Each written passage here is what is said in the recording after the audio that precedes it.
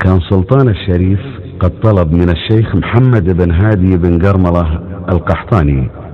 أن يعطيه جوادا من أشهر جياده، فكتب له الشيخ محمد بن هادي هذه القصيدة: يراتب من عندنا فوقه جهوج، سواج مواجنا بعيدنا مع الشاه، ما فوق هلا الكور والنطع وخروج سفيفتين فوق ورسيت تزهى، أسبق من الدانوب في غبة الموج، ملفاك سلطان زبون المخلاه، يا العبدلي لا تكثر السوم بالغوج، لو كان طرين الثمن سامبانا، شفي عليه بردة والغلب عوج، انحل بنحور السبايا مثاراه، واللجلج المجمول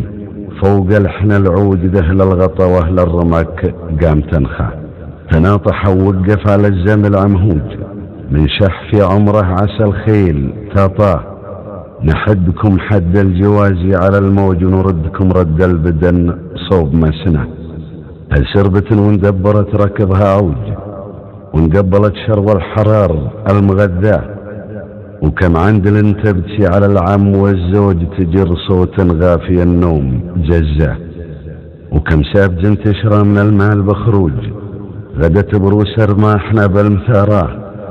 وانا جنودي كثر جوج وماجوج، وحريبنا لو هو بعيد نصيناه،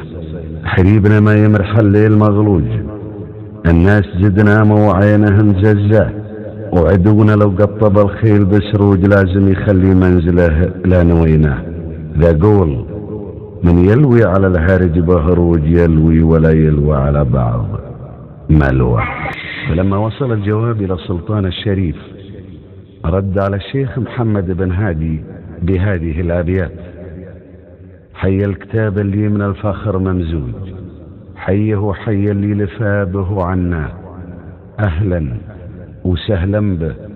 وله بمسهوج، حشمه المنكزه نرفى خطاياه،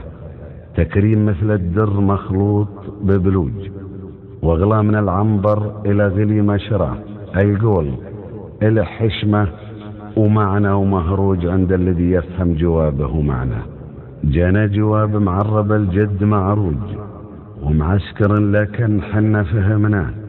جواب من ياخذ على نجد مخروج، ياخذ على من حل في نجد نشاه، وشعاد لو عيا محمد على الغوج، بخيل الطواله واحد سن هي،